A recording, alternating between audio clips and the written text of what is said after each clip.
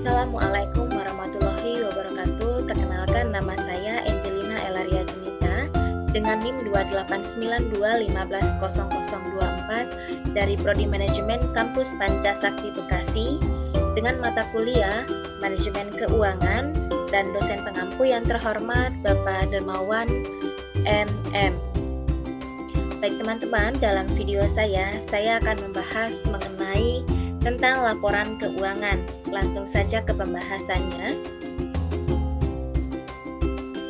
Yang pertama, apa itu laporan keuangan? Seperti yang kita ketahui, laporan keuangan merupakan hasil akhir suatu proses kegiatan pencatatan akuntansi yang merupakan suatu ringkasan dari transaksi-transaksi keuangan yang terjadi selama periode tahun buku bersangkutan. Laporan keuangan ini dibuat oleh bagian akuntansi untuk dipertanggungjawabkan kepada pihak manajemen dan kepada pihak perusahaan. Laporan keuangan meliputi bagian dari proses transaksi keuangan. Laporan keuangan yang lengkap biasanya meliputi neraca, laporan laba rugi, laporan perubahan ekuitas, laporan perubahan posisi keuangan atau yang dapat disajikan dalam berbagai cara. Sebagai contoh, sebagai laporan arus kas atau laporan arus dana, catatan dan laporan lain, serta materi penjelasan yang merupakan bagian dari integral dari laporan keuangan. Lalu menurut Kasmir di tahun 2008, pengertian laporan keuangan adalah ringkasan dari suatu proses pencatatan, merupakan suatu ringkasan dari transaksi-transaksi yang terjadi selama tahun buku yang bersangkutan. Sementara menurut Munawir tahun 2010, laporan keuangan merupakan suatu bentuk pelaporan yang terdiri dari neraca dan perhitungan laba rugi serta laporan 7 perubahan ekuitas. Lalu apa itu tujuan dari laporan keuangan? Di sini laporan keuangan sangat berperan penting dalam perusahaan untuk mengetahui hasil-hasil yang telah dicapai oleh perusahaan yang bersangkutan dan juga dapat memberikan informasi sehubungan dengan posisi keuangan perusahaan. Lalu di sini menurut Fahmi di tahun 2011, tujuan laporan keuangan adalah memberikan informasi tentang posisi keuangan, kinerja, dan arus kas perusahaan yang bermanfaat bagi sebagian besar kalangan pengguna laporan dalam rangka membuat keputusan ekonomi serta menunjukkan pertanggungjawaban manajemen atas penggunaan sumber-sumber daya yang dipercayakan kepada mereka. Lalu di sini menurut Kasmir pada tahun 2016 menyatakan bahwa tujuan laporan keuangan yaitu yang pertama, memberikan informasi tentang jenis dan jumlah aktiva atau harta yang dimiliki perusahaan pada saat ini. Lalu yang kedua, memberikan informasi tentang jenis dan jumlah kewajiban dan modal yang dimiliki perusahaan pada saat ini. Lalu yang ketiga, memberikan informasi tentang jenis dan jumlah pendapatan yang diperoleh pada suatu periode tertentu. Lalu yang berikutnya memberikan informasi tentang jumlah biaya dan jenis biaya yang dikeluarkan perusahaan dalam suatu periode tertentu. Lalu memberikan informasi tentang kinerja manajemen perusahaan dalam suatu periode. Dan berikutnya memberikan informasi tentang kinerja manajemen perusahaan dalam suatu periode. Memberikan informasi tentang catatan-catatan atas laporan keuangan. Dan yang terakhir, informasi keuangan lainnya. Lalu berikutnya, bagaimana sifat dari laporan keuangan itu sendiri? Lagi-lagi di sini menurut Kasmir di tahun 2016, laporan keuangan memiliki dua sifat, yaitu untuk sifat yang pertama bersifat historis. Apa sih bersifat historis itu? Bersifat historis merupakan laporan dibuat dan disusun dari data masa lalu atau masa yang sudah lewat dari masa sekarang. Misalnya, laporan keuangan disusun berdasarkan data 1 atau 2 tahun ke belakang. Lalu yang kedua, bersifat menyeluruh.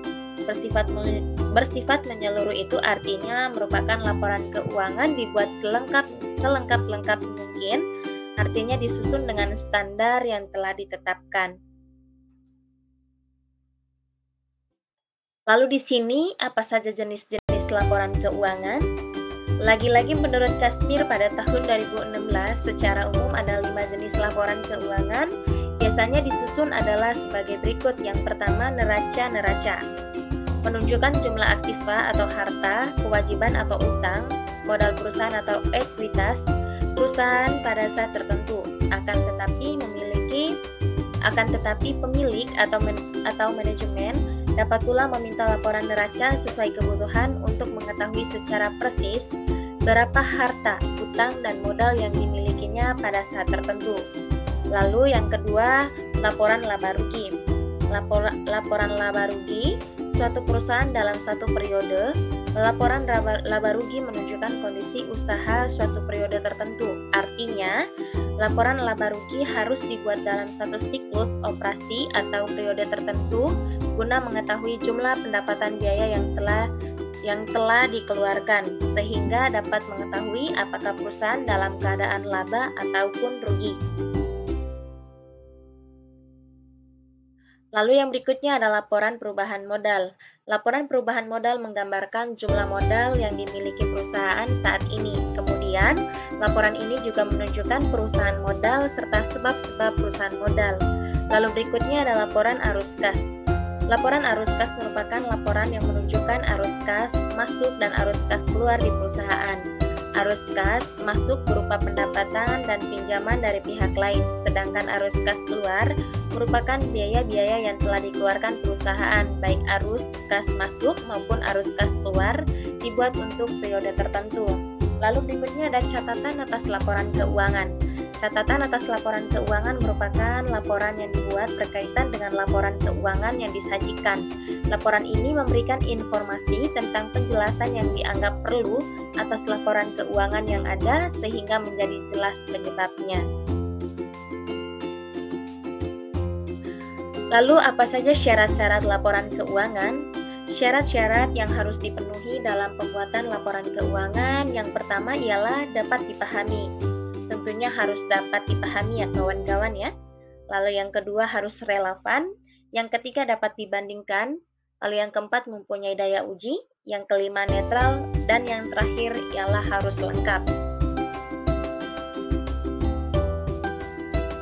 Lalu di sini penggunaan laporan keuangan.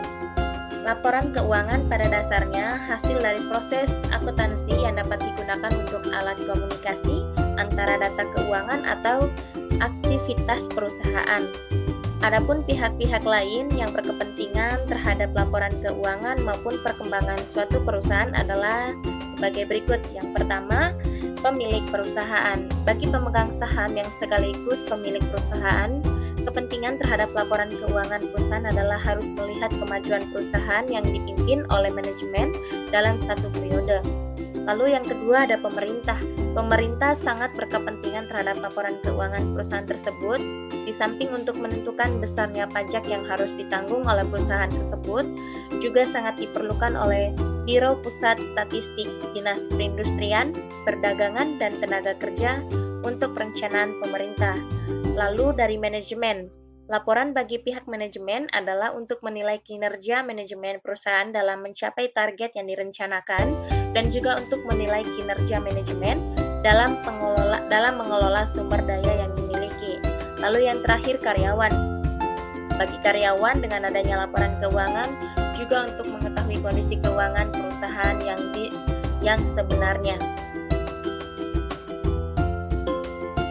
Lalu bagaimana cara menyusun laporan keuangan? Untuk cara yang pertama, mengumpulkan dan mencatat transaksi pada jurnal. Lalu yang kedua, membuat dan memposting jurnal ke dalam buku besar. Dan yang ketiga, membuat dan menyusun neraca saldo. Lalu kumpulkan data untuk membuat jurnal penyesuaian pada laporan keuangan. Dan membuat dan menyusun neraca lajur. Sebagai contoh, pada tanggal 31 Desember 2019, PT Bersih Cemerlang menyajikan data sebagai berikut. Diketahui kas sebesar 1.218.000, lalu perlengkapan 475.000, peralatan ada di 27.600.000, 27.600.000,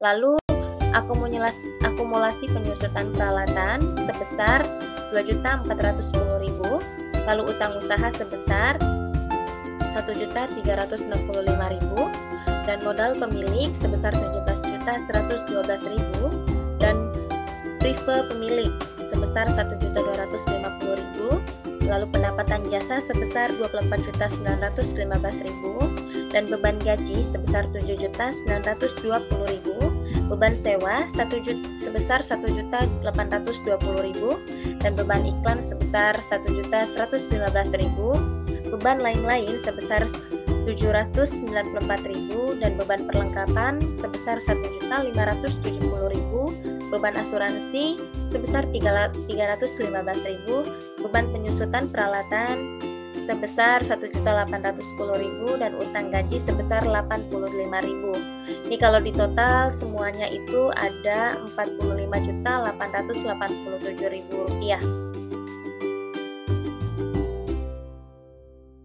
Lalu di sini Lalu di sini untuk penyelesaiannya seperti ini.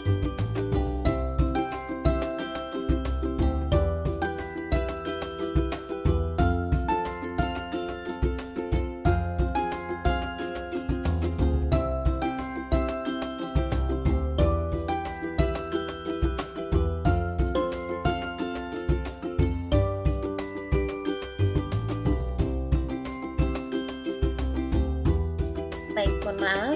Kalau di sini penyelesaiannya seperti ini. Untuk laporan laba ruginya seperti ini.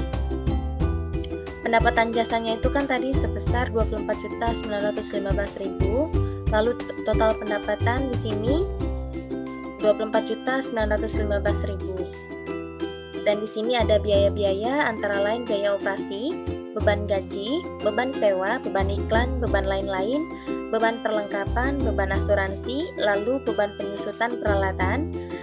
Dan di sini total biaya operasinya itu sebesar 15.344.000. Dan di sini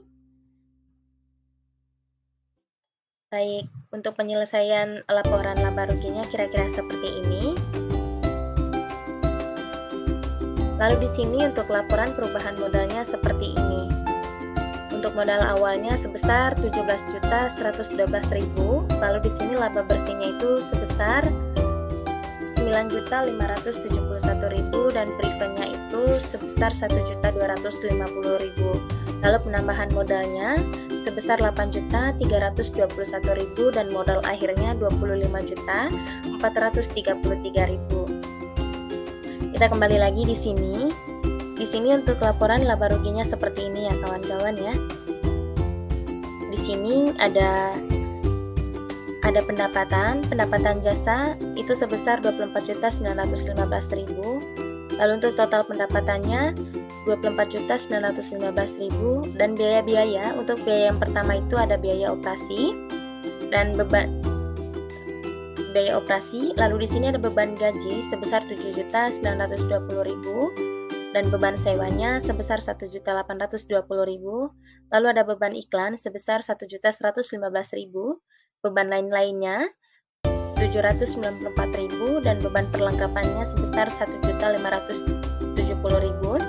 Lalu ada beban asuransi sebesar 315.000, beban penyusutan peralatan di sini ada sebesar 1.810.000. Untuk total biaya operasinya itu sebesar 15.344.000. Di sini untuk total biayanya itu ada 15.344.000 ya. Lalu untuk laba usahanya ada 9.571.000. Lalu pendapatan di luar usaha ada pendapatannya, beban di luar usaha.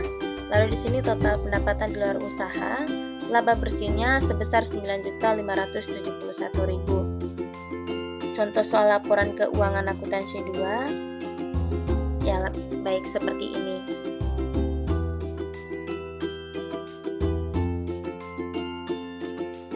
Baik teman-teman, sekian video dari saya. Mohon maaf bila ada kekurangan. Assalamualaikum warahmatullahi wabarakatuh.